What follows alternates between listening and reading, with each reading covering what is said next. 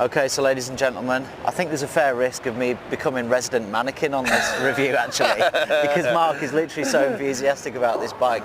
That's the F900R from BMW.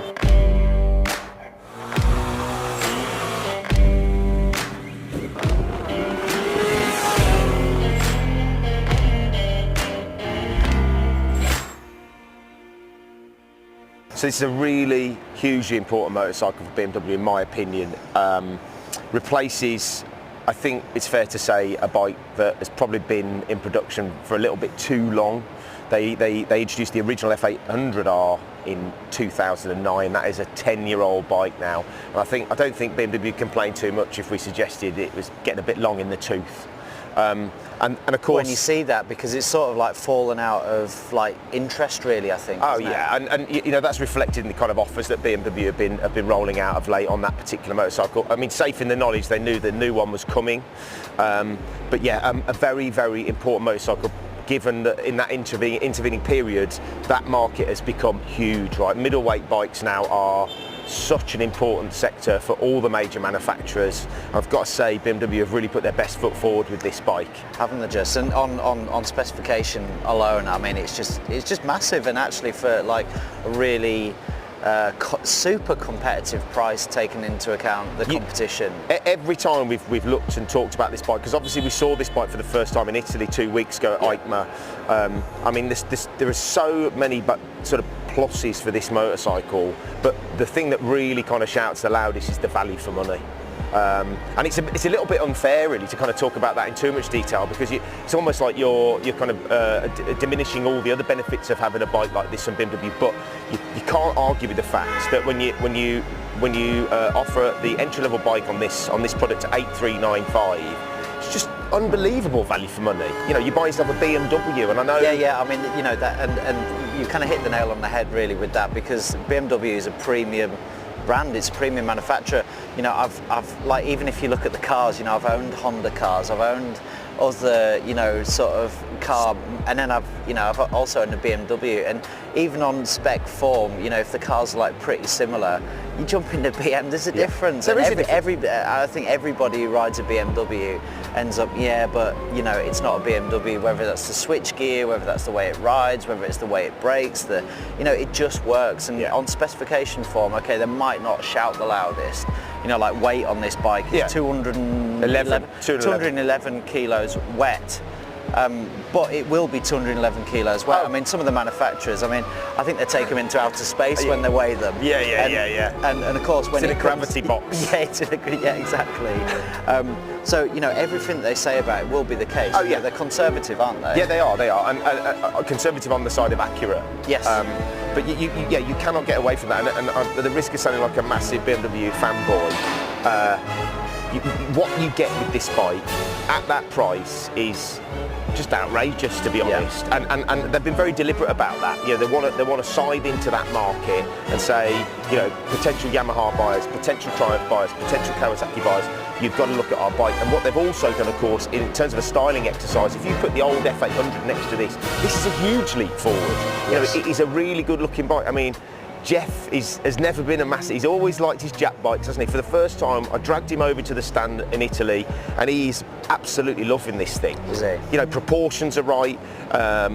You know, the whole sort of design language of this bike is a big step forward. And again, the sit on it feels nice. Riding position is great. Yeah.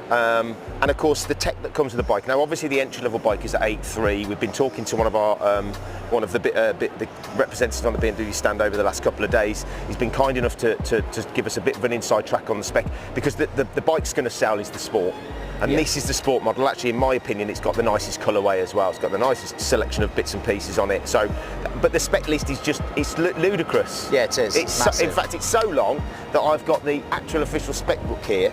And I mean, just to give you an idea, BMW motor had ABS, ASD stability control, TFT with connectivity, and obviously the guys have been kind enough to turn it on this morning. How cool is that TFT display? It's the best TFT I've seen on a motorbike, you know, and of course as well it's operated with this really nice dial that's sort of on most of the BMW there is an actual term for that, and I can't remember it either, but it works really intuitively. Information, Mark. But so the TFT works really well. It looks really good. It's super bright.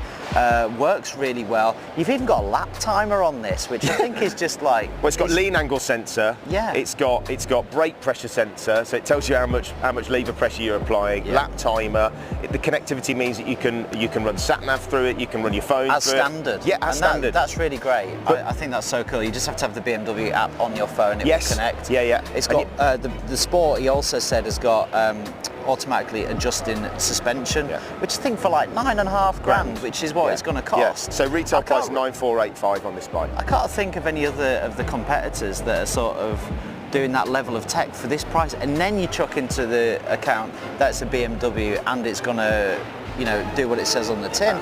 You know, this is going to be a really hot seller, and I think a lot of our sort of audience and customers are going to be seriously interested in this bike. I've got to say, you know, as I mentioned before, at the risk of us kind of going round and round, it is a crucial sector. You know, this is a very, very important motorcycle in my opinion for BMW, and I genuinely feel that they're offering a really, really competitive product right now. Yeah. Because this market is so competitive. You know, you look at the equivalent bikes out there. There's some fantastic machinery. You know, we've already been onto KTM looking at their new 890. Like you quite rightly said, Triumph 765 is a very, very well received motorcycle. Kawasaki make a very good middleweight bike. You know, there's so many good products out there. How do you differentiate yourself? Well, I've got to say BMW have done made a very good effort of that. So it's got 105 horsepower, twin. It's a parallel twin. So the engine has been lifted out of the old bike, but it's a vastly different engine. Really great amount of power for a bike like this, in my opinion. It's about the perfect. I know we've talked a lot about hyper-naked and super-naked. Yeah.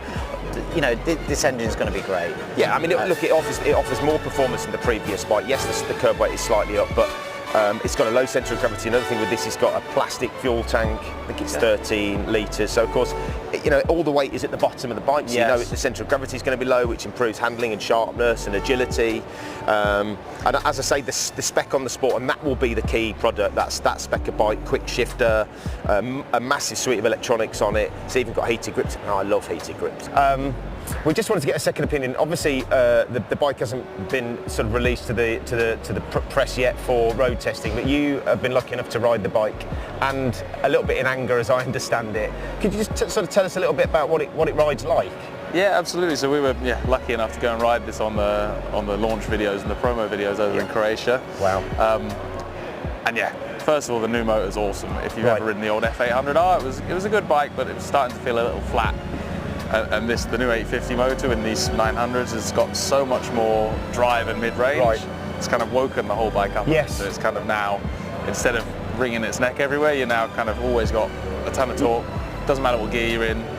It goes. Just absolutely goes. I think that's been the biggest change for me, is that now you've got so much mid-range. Yes. You're not up and down the gears all the time. You just it's made it a nicer road bike. So you can kind of really hustle the bike, as well as it being a kind of tourer, and it ticks multiple different boxes now, I think. Yeah, absolutely, and it's marketed as a sort of bit more of an aggressive street bike now than the old one, and it does just that. You know, we were lucky to go and play in a big warehouse, so we did a lot of big fast road riding, and it was lovely on that big beautiful flowy bend. Right. And then we had a big warehouse to play in as well, with skids and stunts and a few jumps as well. I don't know if they made the final cut, and in that circumstances it was quite a playful bike, I think.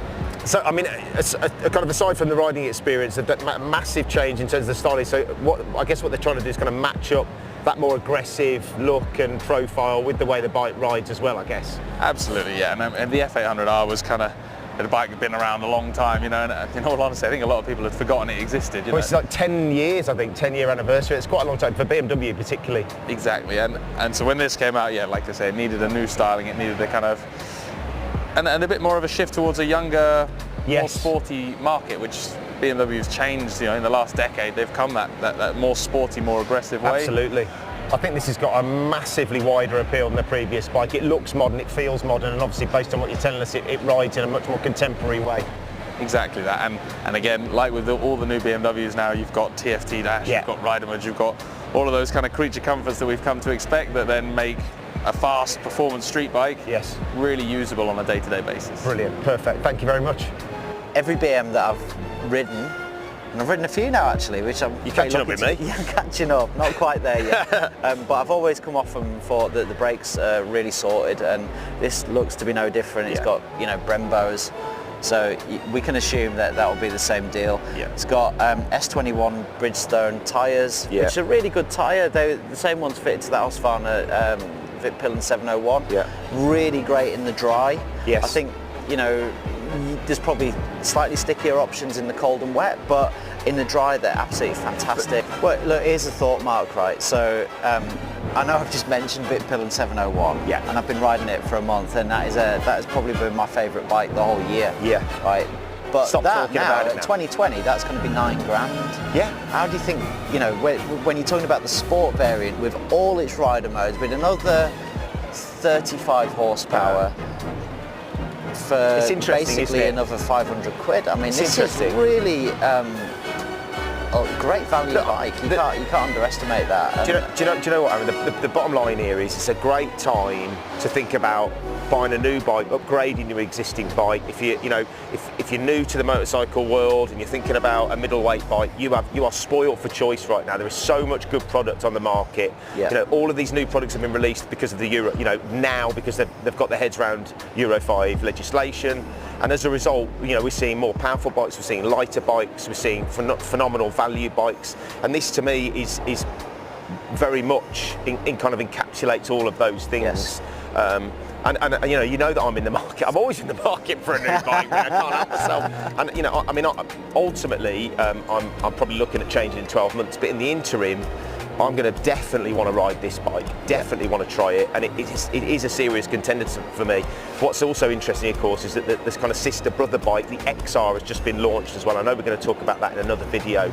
So that you've got a couple of, this platform is creating a couple of different really interesting options for, you know, new buyers, potential buyers in the market for a middleweight style of motorcycle. So I hope you've enjoyed that little first look at the F900R from BMW. Please like, please comment. We'd love to hear what you think about this bike, and I think we both know that this is going to be an important bike for 2020. No doubt. So please subscribe to the channel too, and we'll see you on the next video.